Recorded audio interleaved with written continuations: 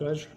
Sure. So today we have Maestro Alex Klein. He's an eminent oboe player and conductor, and he's formerly the Chicago Symphony and in Calgary as well. Just an oboe legend, and so we have a lot to learn from him today. And I just wanted to start off. I was just listening to some of your recordings, and you have a very singing tone. Where does that come from? I mean, are you thinking singing when you're playing? Well, definitely. Well, I was fortunate to train with very, very good people who gave me concept of sound and productivity that is pleasant to me and pleasant to the listener. So I have to bring in my teachers on this answer, but it's personal. It has to be personal. In our instrumental sound needs to mimic our own voice. So my voice is actually slightly nasal, and I'm okay with my oboe sound going slightly nasal, but we all want our voices to be rather smooth. So it's pleasant for the other people to hear us and they'll pay attention to what we're saying. So the same goes to our instruments. Amazing. And so, so you're mimicking literally your speaking voice on your instrument in a sense. Yes, Yeah. and I ask my students to sometimes close the shades so nobody thinks they're crazy, but to recite poetry before they play, to read their favorite poetry, read aloud in a pleasant tone of voice, like I'm trying to speak with you right now, and then play the oboe and then talk again and then play the oboe. Sometimes in master classes I'll have people know read what's in there. So Mozart oboe concerto, okay, now play with that tone. So as to we always will, we can change our sound. You're a bassoonist, I'm an oboe player. We can change our reeds and we can sound darker, we can sound thinner, we have variety. But underneath all of that, there's still us, and there must be us because this is personal. Arts is personal. Exactly. And does that go along with singing as well? Meaning, if you sing the music, you can play the music. And does one have to have a good singing voice to be able to play well? I wouldn't say that because I don't have a good singing voice myself. So I think we have to separate singing technique from singing, simply singing. There is a reason why we use the same word for phrase in music as we use for a spoken phrase. They all have an easy, relaxed, one full lung of length. Right? So when we speak, hello, I'm here, I'm talking to you, that kind of covers one lung, and then I'll breathe again and continue on another phrase. In music, we should do the same. A spoken phrase and a played phrase is the same thing, and that's what we refer to as singing, that we allow our musical notes to follow a line. Interesting. And in terms of tone, I've always wondered, is it possible to change your tone? I've always wanted to go for a darker tone. Where does that come from? Because as you've alluded to right now, it's not the gear, correct? I mean, you can't just change the reed or the oboe to get a new tone. You really need to it's more fundamental than that, correct? So really it's changing what's in your head. And how does that work? Do you need to change your speaking voice to change your actual physical tone on the oboe, or do you have to change how you hear yourself inside your head? It's a concept. It's in our head that we hear the sound we want. Now, we can become artificial, we can robotize ourselves and go for a sound that's artificial. So, by the same token, I can sit here and I can talk to you in a more precise robotic way. But that wouldn't be me. My sound is what my sound is. If we're going to follow an artificial ideal, that my sound has to be dark or my sound has to be whatever. We are seeking something that's outside of our own lives, and it's sort of a phase. In Brahms's time, the oboe sound was what it is today in the Vienna Philharmonic. We listen to the Vienna oboe sound and we go, eek, what is that? Well, that's how they heard it. The Vienna oboe is the bore used by Mozart. So they just added keys to it, right? So, as you well know, all of the Ravel pieces, Berlioz, they were written for the French bassoon. It has a much more, subtle, thinner, more thinner. Thin is an ugly word, but it's a beautiful sound, but it's different than the Germanic sound we've been used to now. So this is just a phase. In the 20th century, we went dark, and now we use dark. But what I feel, Nick, is that oftentimes the people who go outside of themselves to find a sound that they like or they want to play like, and if they don't follow their own hearts, they can do that. We change the reed. We can do it.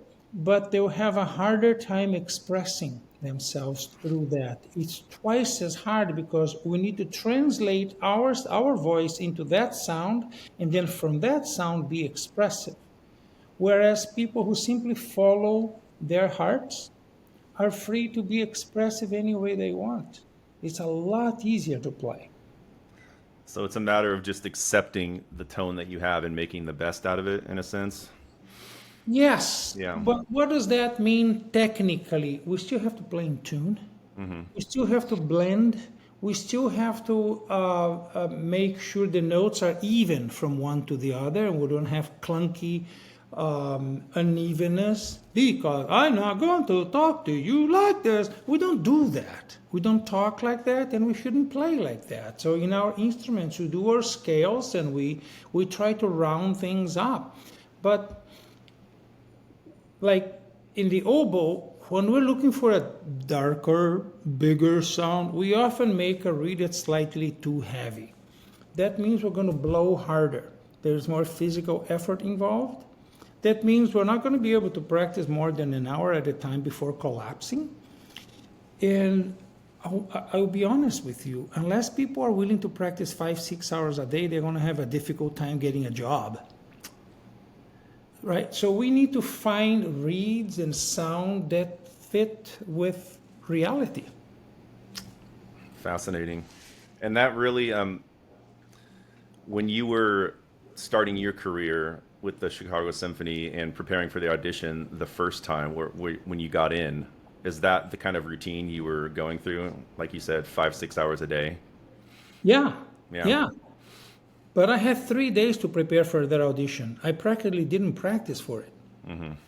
And those 3 days, I was playing a Vivaldi concerto with the Northwest Chamber Orchestra in Seattle, and I did not have the time to devote to practicing. I practiced without the oboe because I didn't want to sacrifice my embouchure and then not be able to play the concerto. Only after the concerto was done on Sunday morning, I spent 2-3 hours practicing excerpts on Sunday afternoon, and that evening I took the airplane to Chicago to play the audition on Monday. So is that it? Can we audition for a major symphony orchestra with 2 or 3 hours of practice? No, because I put in the 5 or 6 hours before that to learn all of that stuff, years before. Right? So, but it still means that I can play a concerto in the morning and then spend the afternoon practicing and then go. And the next day I had 5 auditions. They called me up 5 times. It was Mozart concerto, it was excerpts, it was Strauss concerto, it was sight reading, and then it was chamber music. So we need to have the stamina for all of that.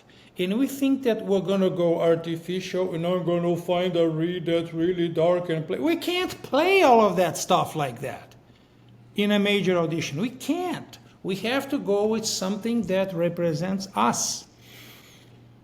And coming up through your student days and your early professional career, was that the type of routine that you were doing on a daily basis? Hours per day? I mean, it wasn't just an Yes. afterthought. Yeah. My record was 12 hours, not counting the 2 rehearsals I had that day. So I played for about 15 or 16 hours that day. I started at 4:30 in the morning. I ended at 11 p.m.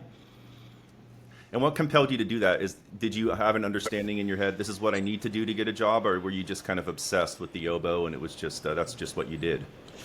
It boils down to obsession. I want to get it right. And I'm now not afraid of putting in the time to get it right, because in my mind, I hear it in a certain way. And then I realize, oops, in order for me to sound that way at that tempo, I need to practice. So I develop a practicing time and expectations. If I do this, I need to get to that level. If I don't, then I need to rethink everything. Because from one level I go to the next, and to the next level, and I need to make sure that I'm going to meet my goals. And I'm not going to rest until I do. So 12 hours that day, I got tired. So the next day I only did 6. But to do 8, 9 hours, was common when I was younger. And even nowadays, there are times when I do 6 hours. Just normal. And that's what it takes, right? To really get the music into your body, into your head. You have to just absorb it at that level, correct? It can't be an afterthought. So, Look, this is competitive field. yeah. And at that moment, I was preparing for an international competition in Europe. I knew the odds against me, and I needed to beat those odds. We don't win international competition or a major symphony audition by simply being there, and hello, and I am nice and I talk nice, so give me the prize. That is not what this business is about. We need to show knowledge and experience when we present ourselves.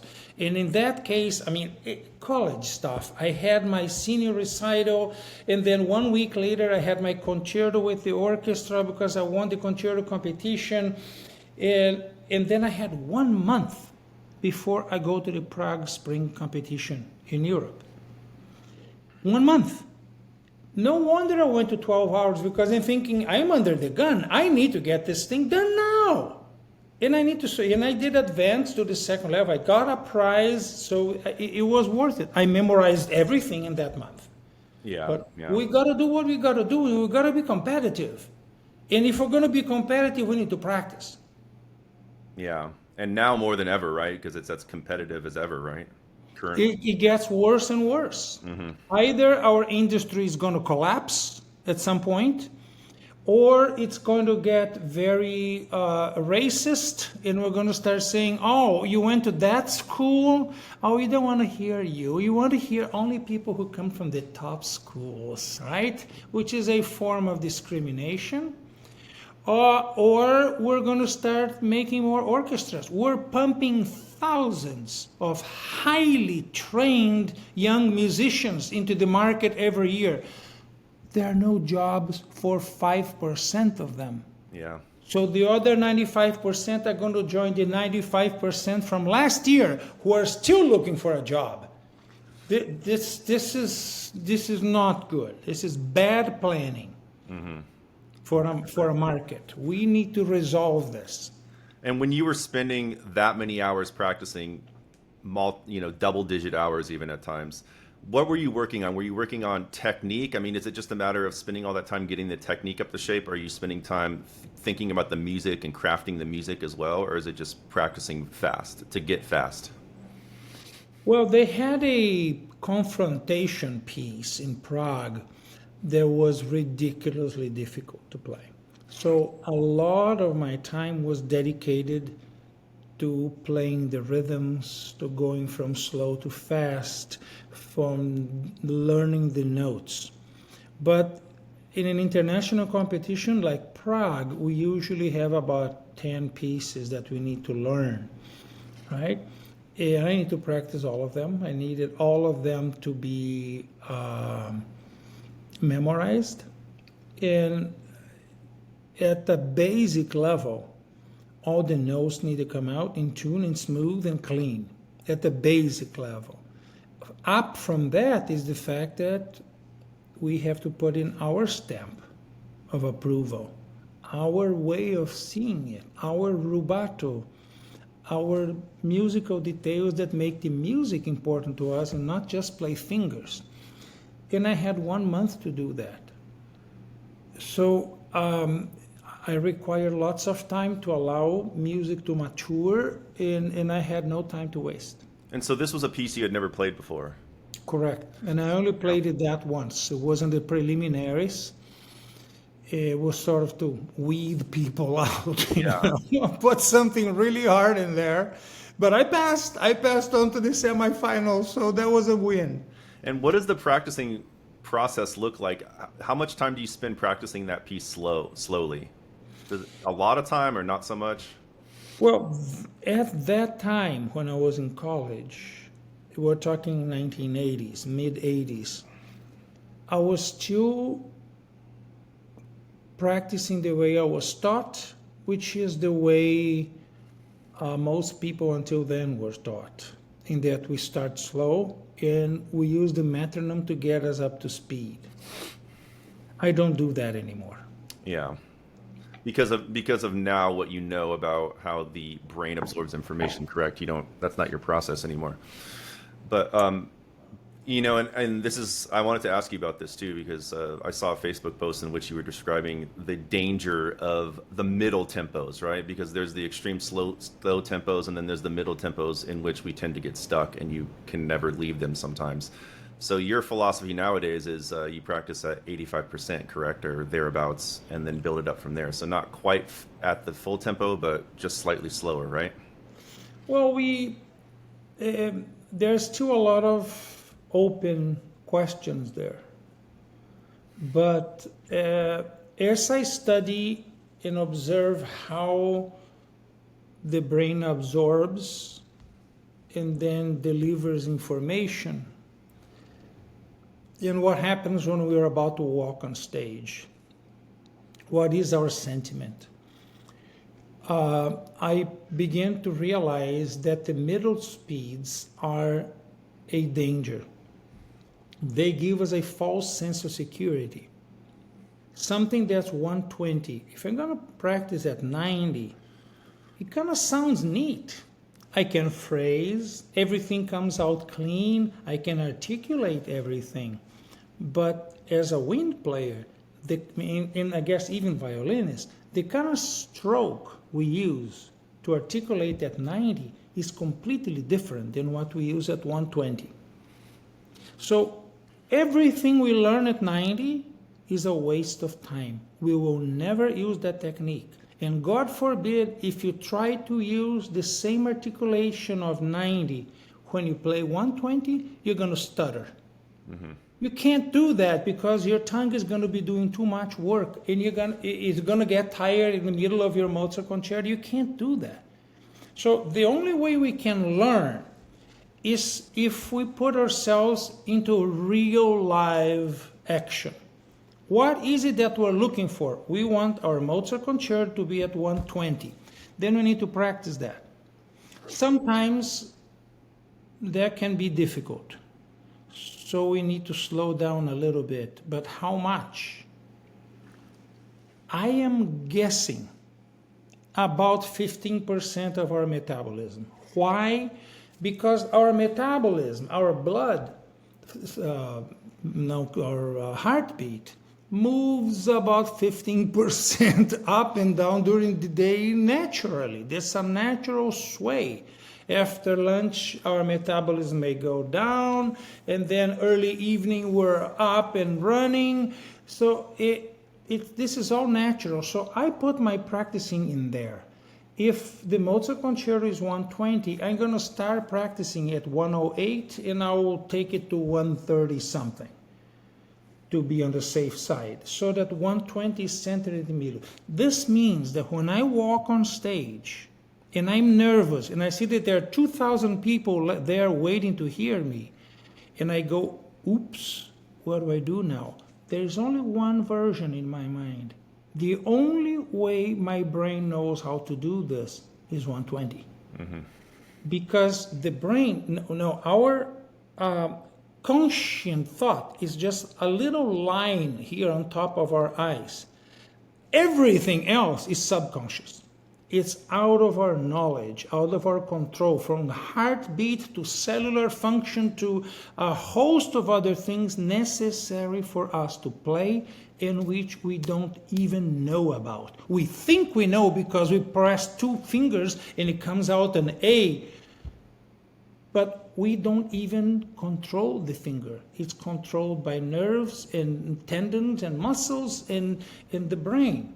So the point of this is that if we condition our brain to play that 90, at the moment of stress, when there are 2,000 people looking at you, the brain has its own alarm system that protects us, right? It's the same thing that makes us a little iffy if we're walking down at night and we hear somebody walking behind us.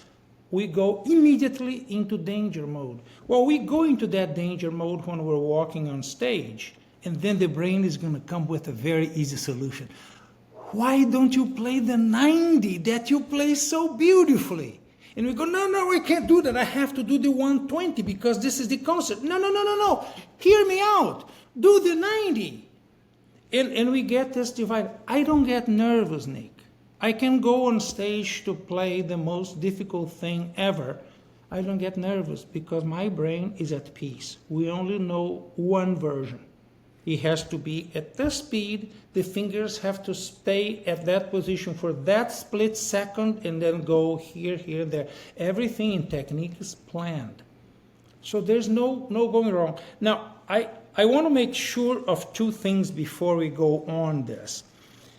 Practicing slow is very important because we clean, we decide which fingering we're going to do, what's more efficient. But in terms of the conversation of Mozart here, I'm talking about doing 60 or 70. Way slow, so slow that it is not viable musically. We can't phrase like that, but we can clean fingerings. We can see that the intervals are in tune. There's a lot of good things that come. And it's also relaxing, but 60 or 70 lacks emotional content because it's musically inviable. The other thing I wanted to make sure is when we do etudes and scales, we have to do every speed. Then it is a good idea to go notch by notch on the metronome, because our fingers are supposed to do everything at every speed. And that's what scales and etudes are for. But anything that's a musical content that has a specific style, specific way of playing, we should then jump straight to near speed and stay there and only feed the brain that which is to be performed on stage. So say you're learning a brand new piece like you were for Prague Spring. Would you practice it very, very slowly for an extended period of time to kind of get used to it, and then you would immediately bump up, skip those middle tempos to the 85% and then practice there, correct? Essentially, yes. Mm-hmm. As for practicing slow, I would practice only 2 or 3 times, enough to know what I need to know. What are the issues? What are the fingerings? Where do I breathe? What is the pitch situation? What are the weird intervals? This is what I'm going to do. I need to blow more there. I play 2 or 3 times the passage and I know. And then I go to speed. And we can't do that, like start playing at speed, because it may be difficult. So we divide it in groups. And I'm going to do ta-da-da, freeze. ta-da-da, freeze. Ta-da-da. And later I do ta-da-da, ta-da-da, ta-da-da. And I go in and patch it together like a puzzle. That way my brain has specific information about what happens on each interval, and I need to intelligently separate those groups so that they agree with the phrasing. But when I freeze, there is no information going into the brain. No muscle is moving, so there's no memorization. And then I play the next group, and so on. And then I start patching them together. 2 groups, then I do 3 groups. By the time I come back and do 4, I already have the piece. So a group could be a bar or 2. Could it be just a couple of notes, and then you tape those notes together, like 2 16th notes, then 3 16th notes, and so on? It depends on how difficult the piece is. But let's get your concerto. Pam pam, padabadam, padabadam, padabadam, padabadam. We do each arpeggio separately. Because if we never play the Mozart bassoon concerto and we go at speed, pam pa, badabada, badabada, badabada, badabada, we may find trouble. Because it's too much information for the brain. And the brain makes a mistake. And then a few notes later, that mistake appears in our playing. The neurological mistake happens earlier. And then there's still some lag, and we scramble something. And then when we miss a note or do a blurb, we blame ourselves. Oh, no, I don't know how to play this. But it's wrong. It's not our fault. It is simply that the brain didn't know what to do. And we consciously, on this little line here, we think, no, we got to play, it's going to work. It doesn't work like that. So we continue blowing, hoping that the next arpeggio is going to be better. It won't. And at some point, the brain gives up. Okay, you want to play? You're going to play by yourself. Just drop any finger. And that's our mistake. Our mistake is how we treat the brain. And we should learn how to recognize how is it that the brain actually absorbs and retrieves information. Because if we do it arpeggio by arpeggio, first da-da-da-da, then da-da-da-da, and then later we do 2, ba-da-ba-da, ba-da-ba-da, we're going to condition our brain, condition our concentration, the same way we would condition a muscle if we go to the gym. We're going to condition the brain to think of 2 arpeggios next to each other. Then we go back and we do 3 arpeggios. 1, 2, 3, 2, 3, 4, 3, 4, 5, until pretty soon we can do tam pa, bada bada bada bada bada bada bada bada, and then it becomes easier. Pretty soon you can play those same arpeggios in a million times faster. For the brain, it doesn't matter. 1 note or 12 is all the same, because we have this entire mess to do the thinking of so much stuff that we don't even know about, that adding another arpeggio is not a big deal. Yeah. So enough of us, when stress kicks in, like you said, we go to a comfort zone, and that comfort zone, if you spend too much time practicing in the middle tempos, will be the middle tempos, and then your technique could crash and burn, correct? Yeah, because the middle tempos carry an emotional basis. It's musically viable. Mm-hmm. We can do bum bum da da dum ba ya da da. It begins to sound like music. We know we can't perform it like that, but we can phrase it, and it's kind of neat. So we begin to get emotionally attached to that. And that gives us a reassurance that we're doing well. We can play this thing. And that is the false sense of security. We think we can do it, but we can't. Because none of this is real. This is never going to work. Yeah, so slow practice has to be completely contextually removed from the tempo that you're trying to arrive at. Correct. Yeah. Amazing. This is going to save a lot of people because, personally, I tend to get stuck in those middle tempos, and you can stay there forever, seemingly, and it's just it's a nightmare because you feel like you're never going to get out. If you're trying to get up to 140, for example, It's an incredible waste of time, yeah, and it leads nowhere. yeah, So, yeah. what we need to understand here is that as much as we would like to think we are powerful and we can play our instrument, we consciously don't.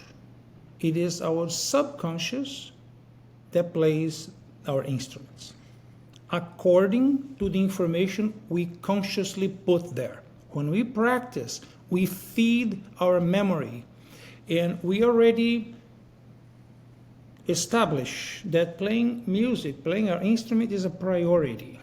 That means there are specific hormones and chemicals that go into the brain and establish, wait, this is priority.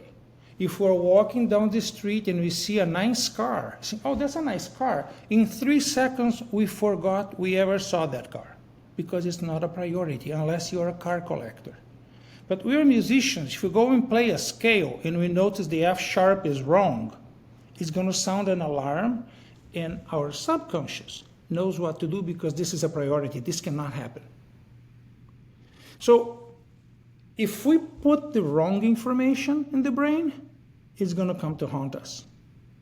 But by the same token, if you put the right information there, it's always going to be offered to us on a silver plate.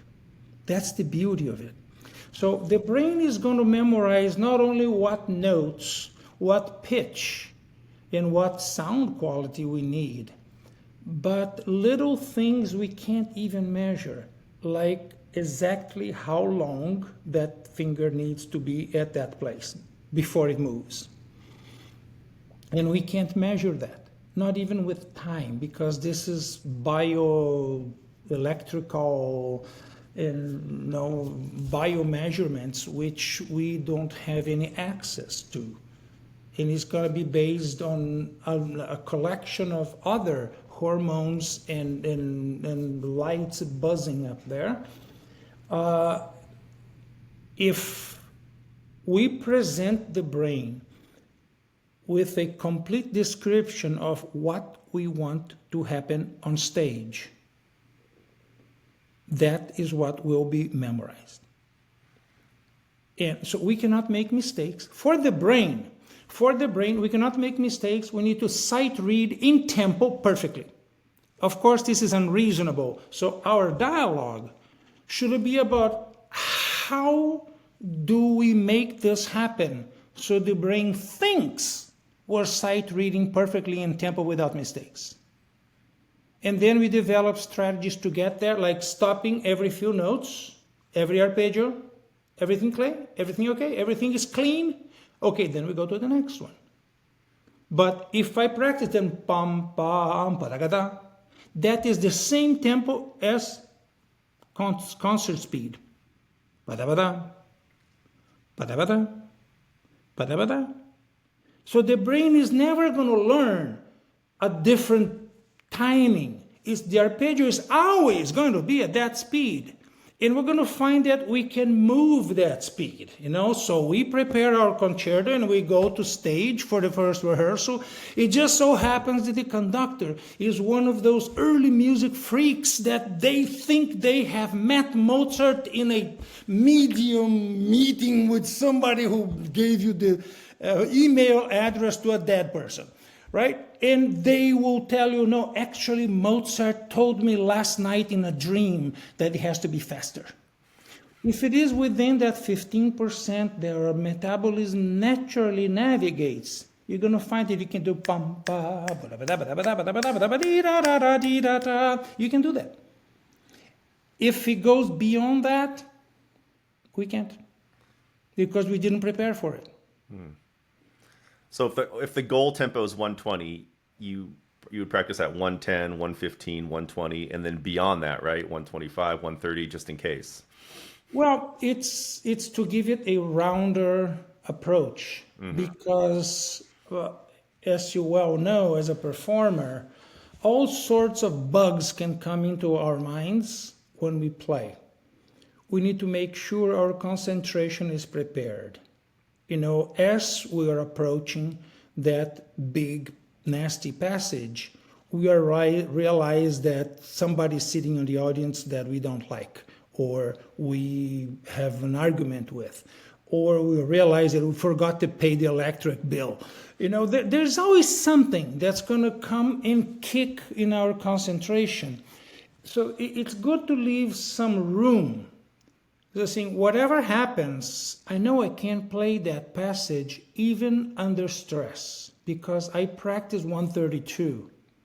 Even knowing I don't want to play there, but I know I can, and if I set my mind to, so when we slow down to our concert tempo, we know that we have leeway in our concentration to get it done. So psychologically, it's just helpful because you know that you're not operating at your limit. Your limit is beyond that, and so you kind of settle into, yeah. Exactly. Yeah. So, yeah, like you were saying, what you feed your brain is what comes out, correct? So if you feed your brain the Yes. correct information, it will come out that way. So we have to just think Exactly. about that. Yeah. And so does this involve practicing emotion too? I mean, when you're practicing in the practice room, do you have to practice emotion in the music in order for it to Yes. come out on stage? Yes, but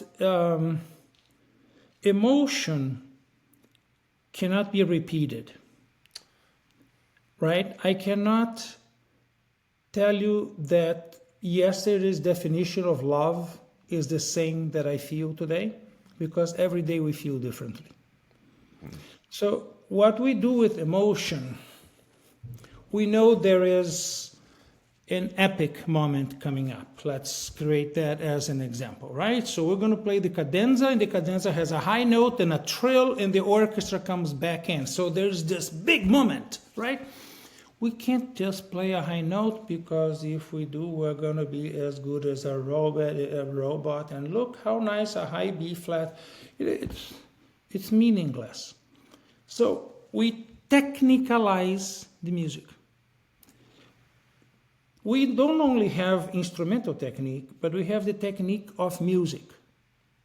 When we add a crescendo, when we put the accent, a diminuendo, when we decide to make it more staccato. These are things we do to sound, which manipulate it in order to carry on an emotional message to the listener. The inspiration for this is emotional right brain. But we don't play emotion.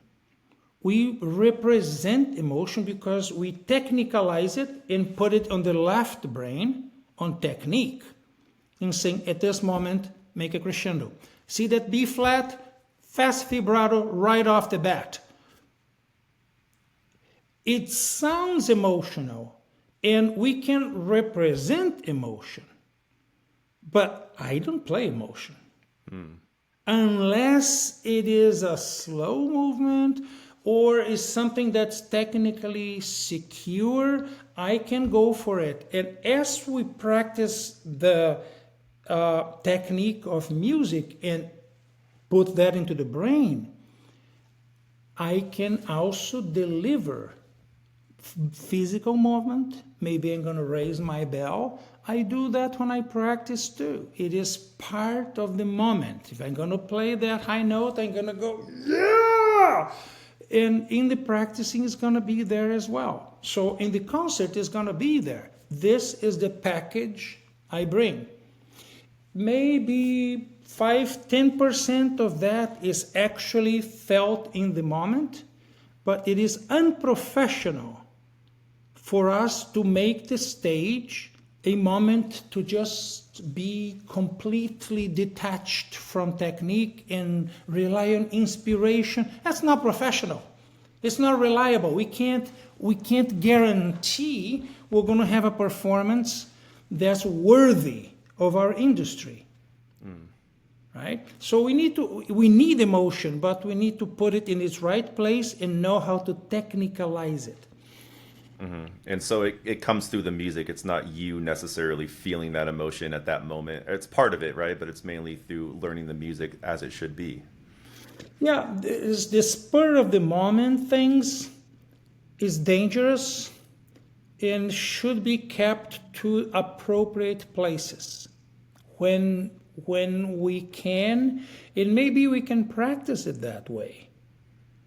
Maybe there is a phrase when we are going to allow ourselves to vary speed and rubato and how loud we play because it pleases us to do so.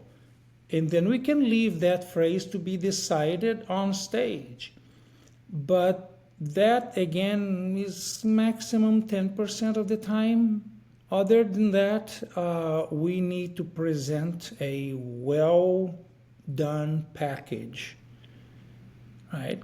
That well done package also means every note has its place, there is phrasing on every 4 bars, that everything is correct musically. Yeah, because we put that in when we practiced. And this leads me to my next question, which is, what are you thinking about while you're playing? I mean, say you're playing in front of thousands of people. Are you thinking emotion? Are you thinking technique? Are you thinking sound? If it is a technical moment and my fingers are moving at a considerable speed, I ignore everyone. And I have business to do. I'm going to concentrate on my fingers, on the groupings, on the notes I lean to in order for the others to be okay, the little scales where the arpeggios are, and all the puzzle pieces that I put together. On slower stuff, or me even on fast things which I deem safe, I may swing. Then I may allow things to go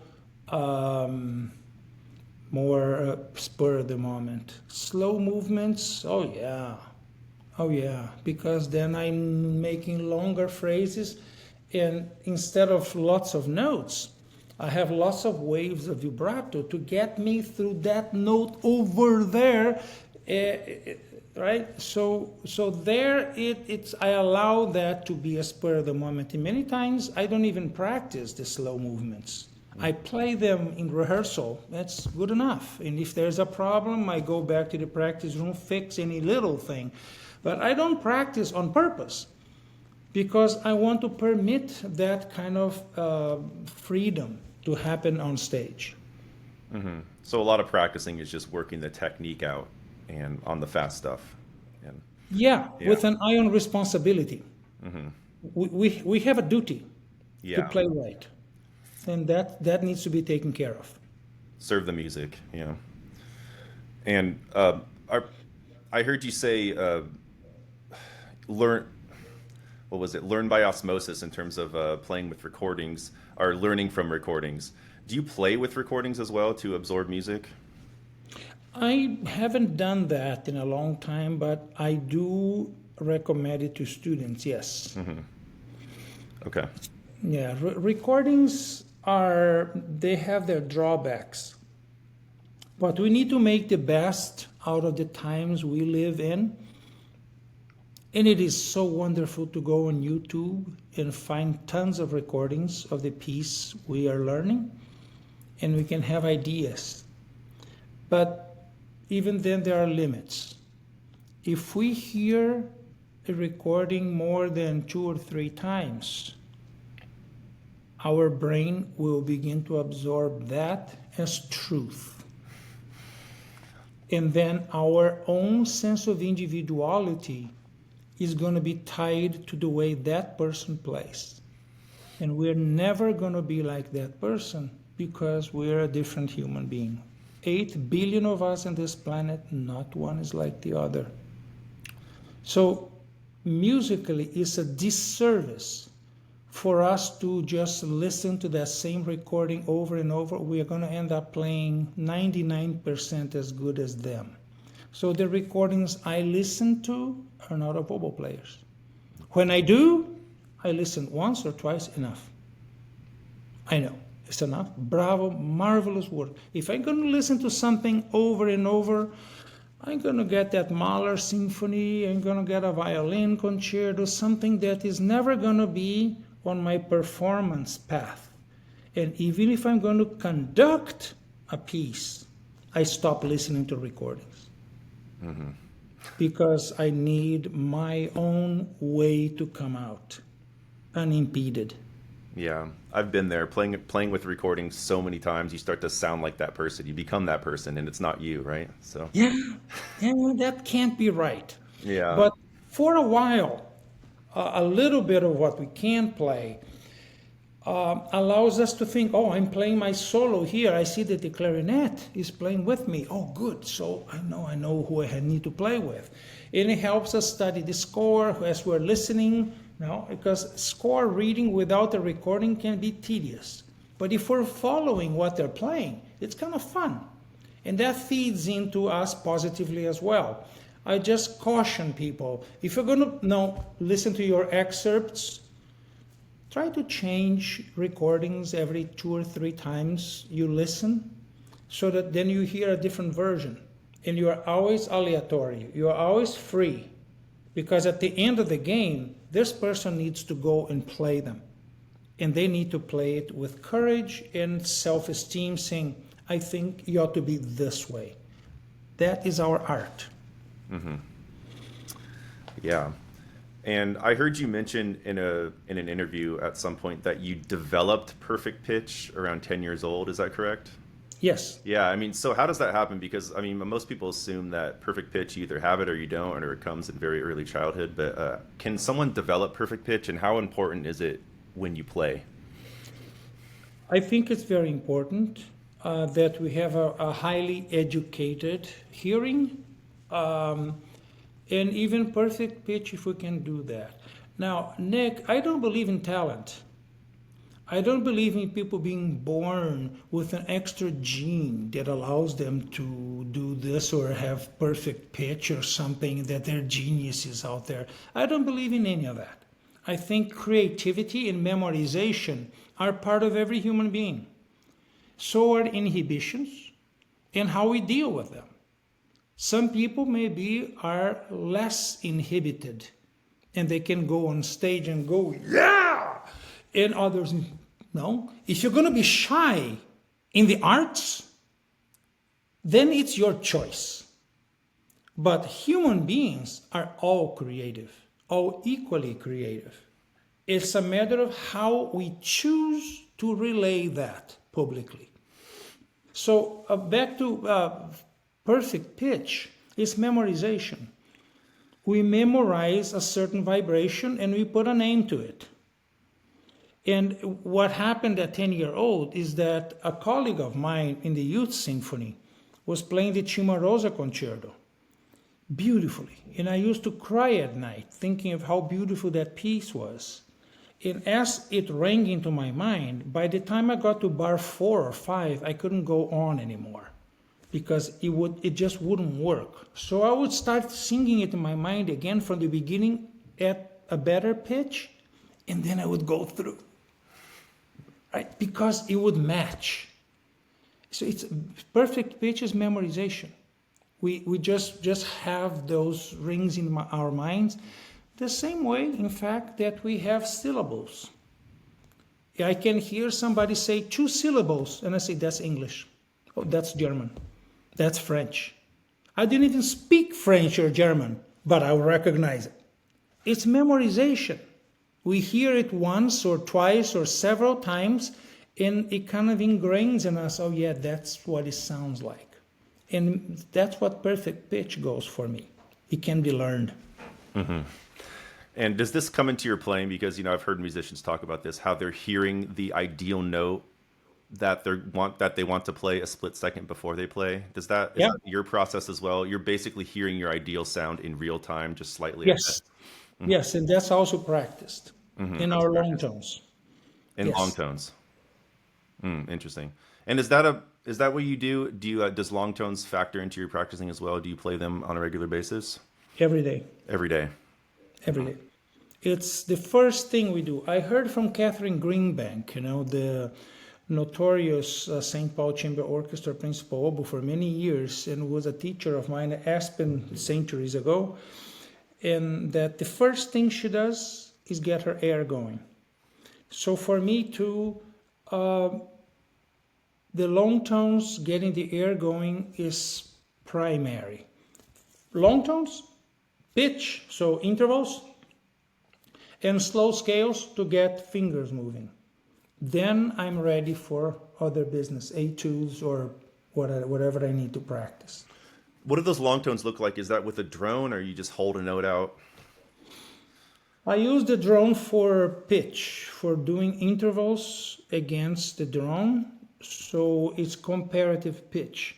For long tones, I don't, because as I start, I'm going to be flat.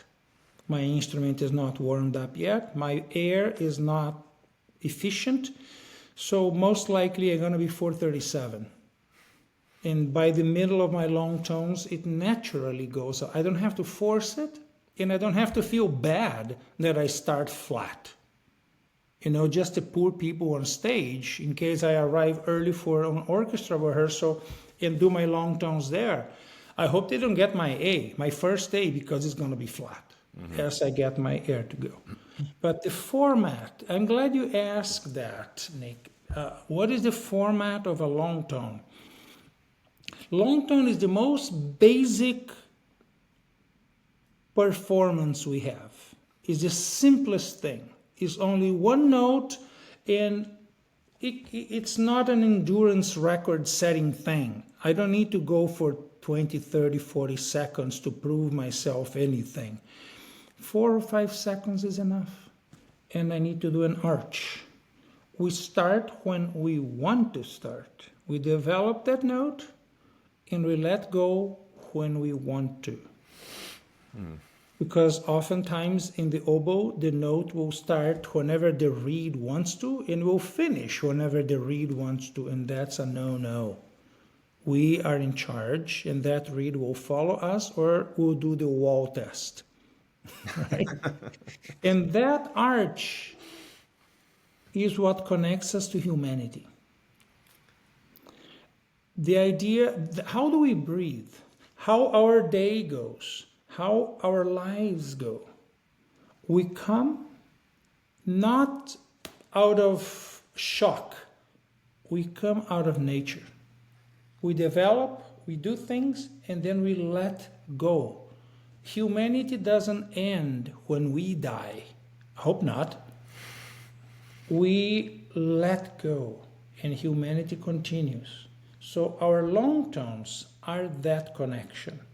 It means that everything that follows, including our music making, is based on our willingness to submit to humanity, to aid humanity, and to connect to humans listening out there. All of that starts with our ability to do a long tone that's shaped like an arch. Gentle, easy arch, no need to do absurd things. So this is so fascinating, because when I play long tones, it's a stamina thing. I'm trying to hold it as long as I can. If I can. Well, you can do it for that. I mean, if that is the priority, you can do it that way too. But it's not the way I do it, it's not the way I teach it. If they want to do endurance, then let's play etudes, slow etudes, and try not to die before the end. I'm sure you have your Mildes, and we have our Furlings and Barretts and other things that are built with that in mind. They are nasty, complicated, demanding, to force us to the edge and see what are we going to do with that. Right? And then in that case, I deal with endurance. Yeah. But a long tone doesn't have to be that. It doesn't have to be an endurance test. That's beautiful. And in terms of intonation, how much of it is in your head, and how much of it is in your body, in your hands, and in your mouth? It's in our ears, in our willingness and necessity to play well with others. There is no such a thing as a person playing in tune by themselves. We always play well with others. And sometimes it is whatever instrument is playing louder on stage. So we get to the end of the Mahler symphony, everybody's playing loud, and the trumpet is leading. The trumpet may be playing 443 or higher. We got to go with them. Right? Nobody can go and say, no, but I have the machine here and I am in tune. It means nothing. We need to play with others. So training for pitch is very important. And what I do is to set the drone and then play unison, then octaves, then fifth, then thirds, and seventh. Thirds and sevenths need to be lower. So by the time I get to seventh, we are changing our embouchure every other note, either to pitch or to flat, to pitch or to flat. And if we change our embouchure in the double reed instrument, we're also going to change the sound quality. So the challenge is for us to go for the flat thirds and sevenths without changing the sound quality, the focus of the sound. Yeah, fascinating. And are those major sevenths or minor sevenths that you practice with? Major. Major. And it doesn't matter if we do minor, because right after we do a major, we do a minor. Mm-hmm. So from C to E natural is a major third, but from E natural to G is a minor. So, yeah. Yeah. I think I said it the wrong way. C to E is a major, and then E to G is a minor. We listen to the adjustment, and that's all that is required.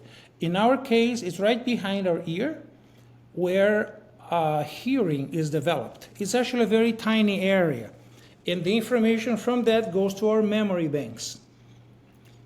If we do it right, the brain will say, okay, that's the way Alex wants to do it, and it goes to our memory banks and it stays there. Next day I do the same thing, the brain goes, yeah, I remember that. Okay, we go reinforce that it has to be this way. If we're sloppy and every day we're playing a different pitch, the brain is never going to memorize it, or worse, it will memorize it, that it has to be sloppy, and we're never going to get it right. So this goes again to that thing. As long as you have a brain, you need to give it specific, perfect information that's immutable.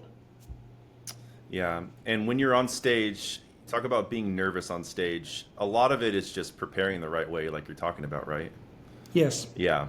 And so if you know you prepared correctly, you know it's only going to come out that way. There's no other way it could come out, correct? Yes. Yeah. Correct. So that's a large part of it. I mean, is there other factors that come into in terms of hyping yourself up, getting the right frame of mind and all that? Or do you not really worry about that stuff and just prepare right and it's going to go? No, but if you didn't hype yourself up when you're practicing, don't hype yourself up on the day of the concert, because you're going to deviate your brain from that which you practiced. And your brain is going to tell us, what is all that? What is this hyping up? Where is that located? And it's going to put aside everything you practiced, and you go into lunacy. When we go on stage, we play that which we practiced. So we need to practice from memory. We need to practice dancing around the room. We need to practice with the phrasing, with lovely things, and that is going to go into the brain. So the day of the concert, we just play whatever is on the brain, and you're going to dance, and you're going to move, and it's going to be lovely. So there's only one way of doing it. See, being nervous, we can ask neurologists about this so they can explain better. From a practical point of view, I see that as a conflict between what we want to do and what our brain is telling us that we can do. So the idea that I'm going to practice the 120 Mozart concerto, I can only do 116, but I know that on the day I'm going to have this adrenaline rush and I'll be able to make it. We can't do that. We can't go on stage with that uncertainty. That's not professional, and at some point, it's going to break you. And even if you don't miss notes, you're going to miss phrasings, because you're going to be there concentrating on making sure you can play all the notes. That's not music. That's not our art. Right? Yeah. And when you're on stage, though, I mean, you have all these eyes looking at you. It's a completely different atmosphere. Is there a way to replicate that in the practice room, or do you not even need to replicate that because your body just produces? I don't worry too much about it. Mm-hmm. Actually, what I prepare myself to do is to give myself as a gift submissively to the audience. I'm here to give you love. So I see them as the recipients of my love. I don't feel afraid that they're all death guards out there waiting to take my soul away. I'm not afraid of fraud, of coming to them, you know what, I didn't practice as much, so sorry. I don't feel that way. I look at all of those eyes. I mean, I just played the concerto a couple times last week, and the way the stage was put, I'm right in front of the audience. So there was literally people sitting 5 feet in front of me, and with the cell phone like this, recording the whole thing. It's fine. Mm-hmm. Take my love. Mm. This is what I came here for. So when I practice, I also apply that. Our business, our art form is about giving love generously. So when the audience fits in, it's like they're supposed to have been there the whole time. Now it's finally complete. But I'm not going to be afraid of them, no. Mm-hmm. So you have to practice with love, loving the music and loving yourself in a sense. Yeah. Yes. A lot of people, they tend to practice negative, right? It's they're judging themselves when they practice, and a lot of it is about negativity, but you can't let that get into your practicing, right? Yeah, but you see, what is that, neurologically speaking? We can't be so arrogant that we think we own the world, that everything that happens is in our control. Again, look in the internet, make a search for brain and conscious, subconscious. You're going to see the maps. It's incredible. I'm telling you, it's this little strip here of consciousness versus the entire mess of the brain is subconscious. When we practice with anger, anger is a description we have for what we feel. What we feel is a result of a chemical reaction in the subconscious. So if you practice with anger, or with fear, or with negativity, or whatever, your brain is going to memorize, oh, this is the Mozart concerto. Inject a little more of that hormone in the bloodstream because that's what these people like it. You're going to have it on the day you play for the audience. So in my teaching, and I forgive me if I am oversimplistic about this, I am not a neurologist. Okay? I'm a performer and I'm neurocurious, put it that way. But there are two extremes in this. One is adrenaline. It doesn't even come out of our brain. It comes out of the top, our backs. And it's the fear hormone. When we have adrenaline, we don't need oxygen. Adrenaline prevents us or avoids, we don't need oxygen. So we don't breathe very well. For us wind players, look at that, the misery. I understand that the time in our lives when we have the most adrenaline is when we're being born and we're going through the canal. We don't have oxygen from the inside or from the outside, and we have adrenaline. So if you practice with fear, you're not going to be able to breathe. So goodbye practicing wind instruments. The other opposite of this is the dopamine. And it's more complicated than just one hormone. But dopamine is the feel-good thing. That means when we know the passage. If I tell people, play me any note on the oboe, anyone, your choice, any dynamic, just play any note. Nobody gets nervous. And then they play, you sound good. Yeah, because that's dopamine. We want dopamine. We want to feel good. So when we practice, even if we play only 2 or 3 notes or we do little groups, we want to feel good about it because the brain will memorize that. And on the day when you will go on stage, as the brain pulls all of that information from your memory banks, it's also going to add in the dopamine. You're going to somehow feel good about what you're doing. You know, Nick, when I was a teenager, I fell in love with the Liszt Le Prélude. No? What a wonderful piece. And at some point, I guess everybody falls in love with that piece. And I would listen to that over and over. And I remember a high school bus trip. And people do their parties in the back of the bus. And I was there listening to Le Prélude in my boring, autistic self in a corner. And I remember that I happened to have some sweets, some dulce de leche or something, that I was eating as I listened to the Liszt preludes over and over. To this day, when I listen to Le Prélude, the taste of those sweets from 50 years ago comes to my mouth. Because the brain associates things. And again, we made it a priority. Music, practicing, playing well is our priority. We want to do this well. Okay, that is also a hormone that goes in there and says, this is special. And we want that process to fall into the parts of the brain and the hormones the brain can offer that gives us good self-esteem and security. So practice that way. And do you have to consciously check yourself? I'm practicing negative and then kind of override that. Is this a conscious thing or is this just something you do naturally? No, it's not naturally. Mm-hmm. We learned that the hard way. Yeah. And we learn that by experience. Sometimes that experience is negative. You know, sometimes I keep thinking of that one passage that just keeps coming to my mind. And I'm not going to practice that thing. I got the harder stuff to practice. That thing is easy. And come the concert, guess which passage I had technical difficulty with? That simple one. Everything else came out well. But it's like the subconscious talk to us, not by WhatsApp messages, but by hormones.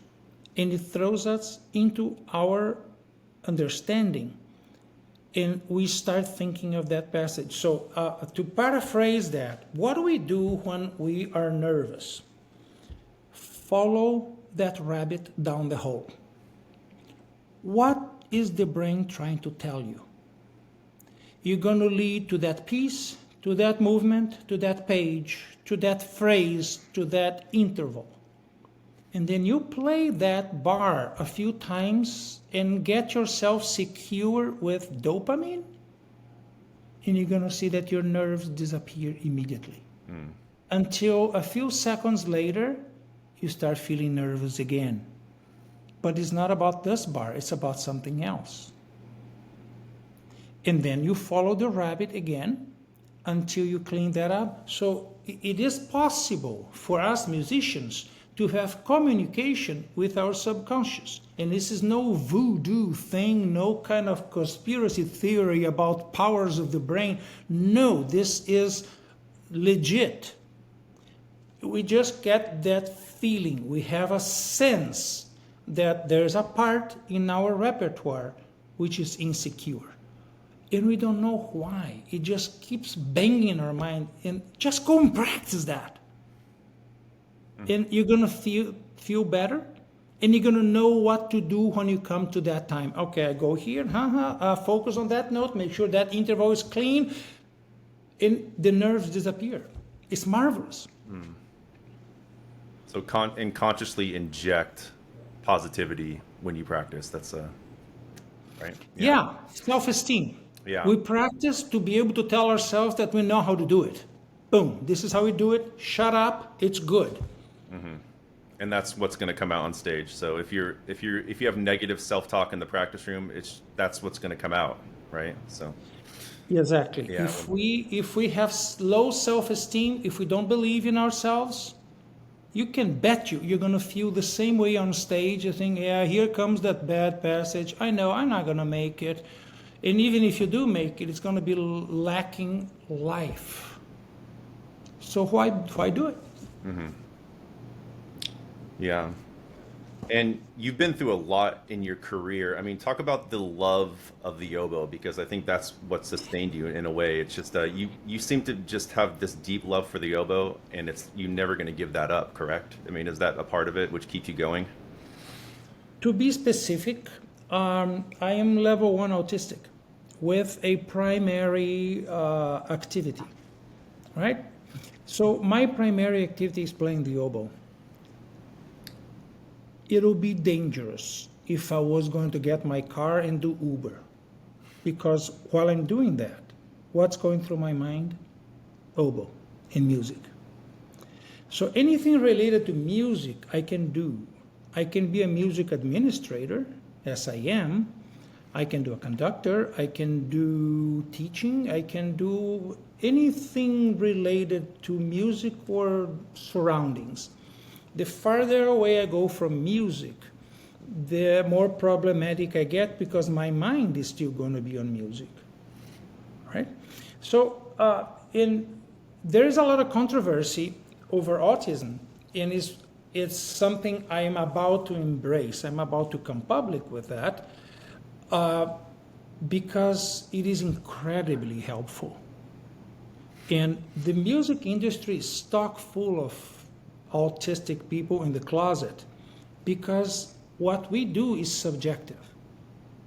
And autistic people need the subjectivity to live because the problem for us is the stuff that's square and the little loops and excuses and manipulations of that, we just can't keep up with it. So when you tell me, why is it that oboe for me, what is all of that? My first sign in life that this was a problem is when I was expelled from school in 3rd grade. Talk about a world record, 3rd grade, because I wasn't fitting in. I was actually being a distraction for the other students, and maybe the school did the right thing. But my parents managed to keep me in that school so long as I found something else to do. And that thing was oboe. Once I got oboe, which I chose, they took me to a symphony orchestra concert and said, I want to play that one. We didn't even know the name of the thing. We went back saying, what's that? It's an oboe. Oh. Once I got oboe, I did well in school. I could do all of my work. I stopped being a nuisance to the others. So music and oboe have been my personal companion. But to this dialogue we're having, which is valid for everybody, including neurotypicals, the important thing is the methodology. As a person on the spectrum, I can have the obsession. And the obsession tells me how to practice, tells me how to use my brain efficiently. But then I come here and I tell you that methodology so that it's available to everyone. A good example that I like to say because it makes me feel great is that rumor has it that Albert Einstein was autistic. So he goes through the obsession and thinks and comes up with the theory of relativity. Once he does that, it is open to everybody else in physics, in the field, to study that methodology. Another one that's thought to have been autistic is Mozart. And nobody taught Mozart how to write music like that. If we hear the music of Leopold Mozart and say, man, you taught that to your son? Okay. Because Wolfgang didn't write music like Leopold, right? Maybe early on, first symphonies, okay. But it developed very quickly. The point is that Mozart elevated music making to such a level. And he was obsessed with it in every detail, that we can now study all the other composers that came after him, study Mozart to see how he did it. So the big word is methodology. What do we do to tell the next person how to do it and have them run with it? Yeah, so obsession is a key word. It's almost a Yes. requirement. Yeah.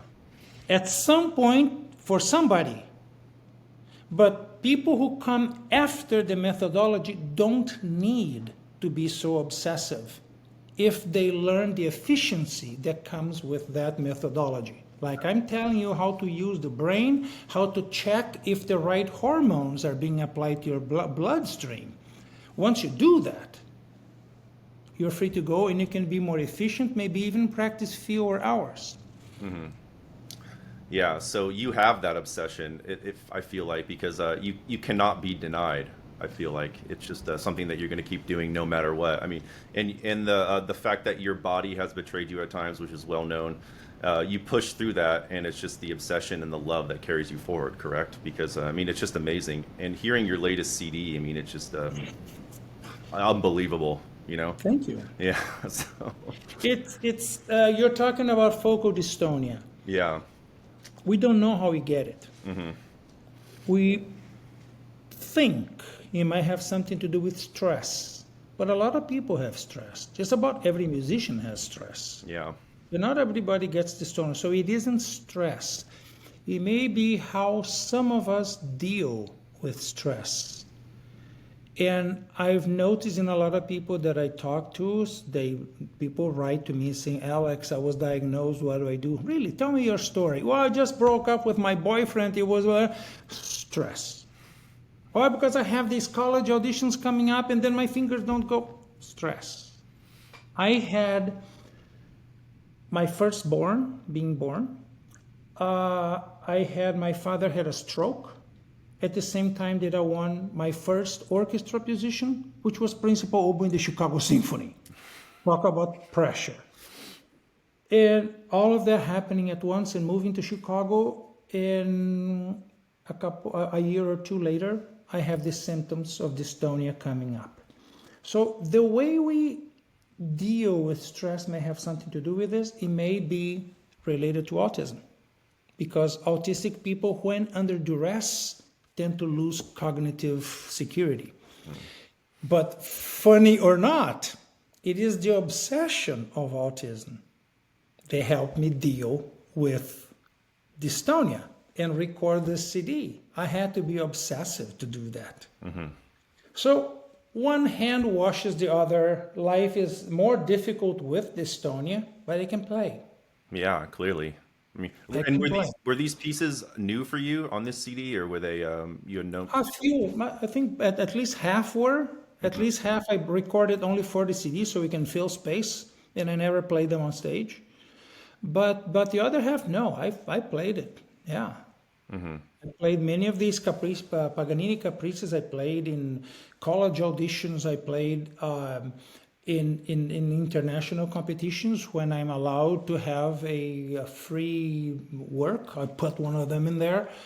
And few people know this, but the Chrysler Preludium in Allegro, that's on that CD, the second movement that's fast and virtuosic, was my calling card that I sent to the Chicago Symphony. And that made them invite me directly to the finals, and I won the job. So auditions may not be only about excerpts or the Strauss and Mozart concertos. Because if we have this up our sleeve and we can tell the conductor, I can play Paganini, we get them to be impressed with us, which is a prejudgment, positive one in this case, right? So Yeah. there is that. And being invited at that particular point to take the audition for the Chicago Symphony, is that somewhat a connections thing? I mean, did you know Barenboim before that? And No. No, not at all. He just okay. I just sent it to know the general address. maybe under his name, but I had no personal connection with him. I just knew it was 1 week before the finals, and word on the street is that they were not thinking of hiring anybody. So I sent my cassette tape in, thinking that for the next time, here I am, if you guys need something. And it took the cassette tape 3 days to get to Chicago. On that third day, I got a call saying, we want you here on Monday, which was 3 days forward. And so, did I play a perfect audition? No. Did I miss note on the second time they asked me to do stuff? I did. They still hired me. There was something really strong with the committee and Barenboim that said, him. How would that happen? I wouldn't be surprised if part of the answer is that I sent them something that is extremely impressive for the regular oboist out there. So there is room in people's audition strategies for being able to play extreme repertoire. Yeah, fascinating. And when you're auditioning, are you thinking full context of the piece? Are you thinking the orchestra around you, not just yourself? Or, what's going through your head when you're playing these excerpts on stage? That goes on planning. On stage, I need to think of my oboe, about blowing, supporting, moving fingers, and doing what's in the plan. For that particular audition, I only had 3 days to plan, so most of my planning was done without the oboe. Was sitting on the airplane and looking through the excerpts, saying, okay, over here I'm going to play piano. But it's a plan. That's what's on my mind. Part of that planning involved thinking, well, Chicago Symphony is known as pretty loud, the loud brass, and the Chicago is known as a very brave city, it's the windy city. And Barenboim is a pianist, is a European conductor. He's from Argentina, but his realm, musical realm, is Europe. And okay, but the committee is made up of music from an American orchestra, and what do they like to hear? They like to hear this. I happen to know that they disliked Ray Steele, my predecessor. So, okay, that means everything that could have any relation with Ray Steele is washed out. The way he did rubato, the way he phrased, the way he breathed, all of which was fantastic, and I love it to death. But it cannot be part of that audition. So I present a package. Vote for me. Yeah. And it worked out. Oh, yeah. That was quite nice. And the second time you auditioned was roughly the same strategy? Roughly the same strategy, with the added benefit that these people knew me, and I was taken away from them under very traumatic circumstances. So there was a pity factor that could be used in my favor. Okay. Yeah. It's just an amazing story. And you were gone for over 10 years. 12 years. 12 years. Yeah. Yeah. Unbelievable. Great. Well, I'll let you get going to your rehearsal. But, thank you, Alex. I really appreciate it. Maestro Alex Klein, this was extremely illuminating. We're going to learn a lot from it. And I really appreciate you taking the time. Thanks so much.